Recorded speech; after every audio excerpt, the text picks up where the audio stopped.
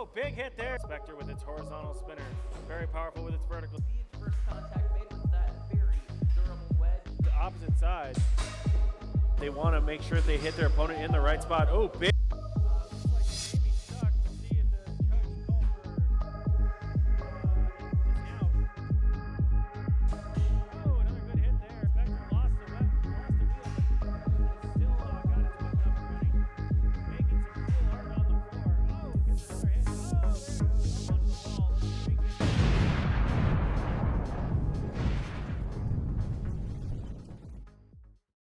Hello everyone, my name is Anthony and today we're going to be talking about my 3-pound combat robot Specture version 2.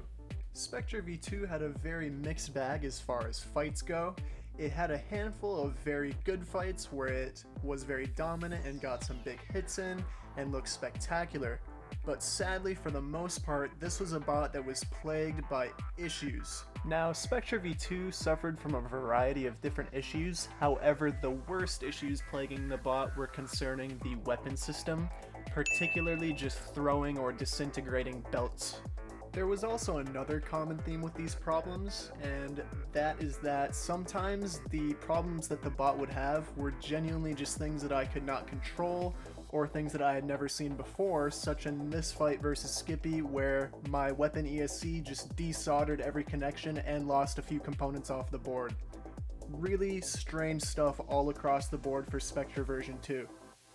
Now, despite all of these issues, Spectre was able to attain a lifetime record of 6-14.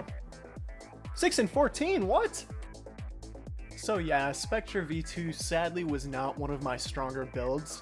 I attribute a lot of that to, frankly, unluckiness, but there also are a few design upgrades that I would have to make for a future version, which I will go over later in the video.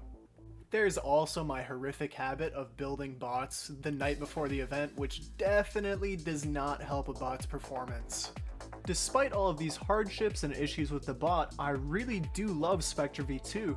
It was an extremely fun bot to bring to a competition, it was extremely responsive with its driving, it always provided a lively, entertaining fight even if the weapon went down, and overall I'm still quite happy with how this version turned out. Now that I've shared some of my thoughts about the bot, let's dive a little bit deeper into the build and see what works well on Spectre V2 and what really needs to change if I end up doing a future version. If you guys do end up having any questions about anything, please ask in the comments and I'll respond. I'm very free with sharing just about any information about the bot, so if you have a question that you're kind of itching to have answered, please do ask. Let's start this off by going over the good parts of Spectre and then start diving into some of the issues and future improvements that will need to be made. Let's start first by talking about the construction and the durability of Spectre. Across all of its fights, I use the same central armor piece as well as the same armor wraparound, and it really did not sustain any damage that is noteworthy, and I think that that is very impressive, and the style of construction is something that I would definitely keep around. The air gap between the armor and the back really helps to kind of cushion blows from the back, and the wheels in their own are armor. They're very dense, they're surrounded by a pretty dense rubber, and overall the construction of the bot lends itself quite well to hits. We're going to transfer over to the CAD for most of the rest of this build overview. If you do want to look at the CAD yourself, the document name is here. You can look it up on Onshape and be able to find it for yourself. Anyways, I do want to talk a little bit more about the construction. This is a little bit more pertaining to serviceability. A big issue that I had with Spectre V1 was that this entire top and bottom plate was all one piece, so that if I wanted to access the electronics, I also had to partially disassemble the weapon. So switching to this two-piece design made it really easy to access the electronics without touching anything that is pertaining to the weapon system. On top of that, I really liked how the weapon system was all held together. These plates were constrained with 4 standoffs. They were number 10 standoffs, as well as the half-inch shaft up front that's threaded for 1/4 inch. and this assembly right here was really solid for me. The weapon itself, the spinning mass, was a different thing entirely, but we'll talk about that in a little bit. Kind of the last of the positives. Before we start getting into the negatives, I want to talk about the improvements that I made to this version geared towards driving. On this version, I made the bot a lot longer, as well as the wheelbase a lot wider.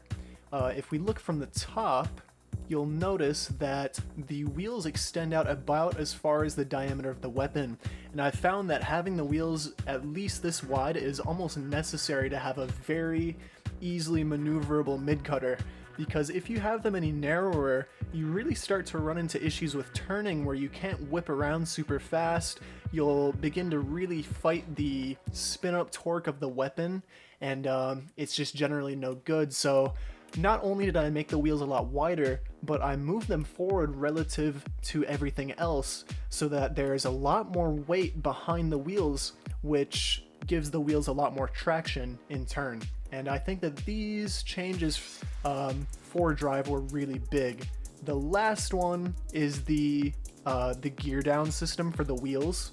There's a very slight reduction. I think it's about like 0.8 to 1 in these gears, but the biggest thing that this does is it allows me to have a really kind of beefy wheel and have a wheel that acts as armor. The motor is completely independent of the system because of the gears, so any shots to the wheel will not damage the motor, and I think that this is actually a really big improvement from the last version and something that I'll be keeping going forward. Now let's start to get into the bad things about this build that I would change for the future. The absolute biggest thing here is the weapon. The weapon had so many issues with striking the frames on deflecting hits. It was really not as durable as I would like it to be. I would throw belts left and right, and really the weapon system was the biggest problem of this version of Specture. The first thing you can see is that there is very little clearance from frame to frame. I think it's a little bit over 1/8 of an inch, and that is a pretty big problem for a horizontal, as when it hits, when big hits happen, especially against a vert, this blade will move up and down and will strike these panels. So that is a really big thing that we'll have to change. I need to move this blade up a little bit, and I have to change away from the nylon weapon pulleys. They're not rigid enough anymore for today's beetles. So for any future versions, I'd have to switch to aluminum. I'm also going to be getting rid of the timing belts. The timing belts, they're just too flimsy. I'd have fights where the timing belts would just explode.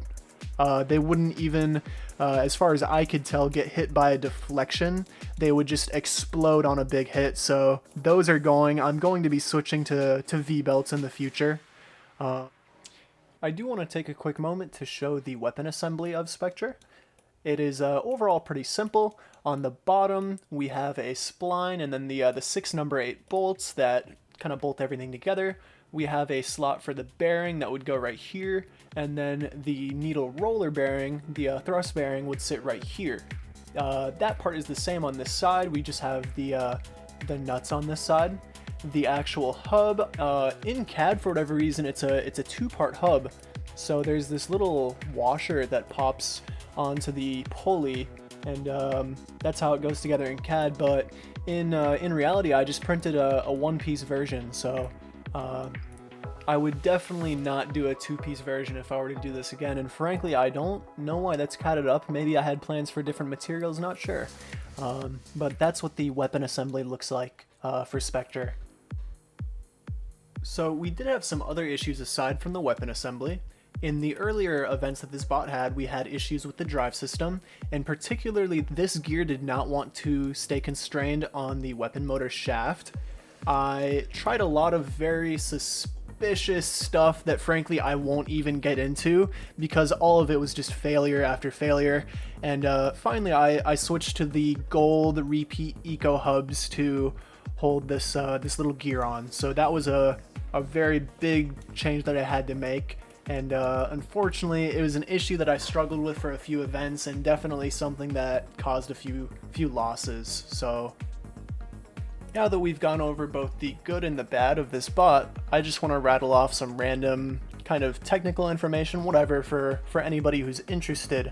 We'll start off with the electronics. I'll just share what I was using.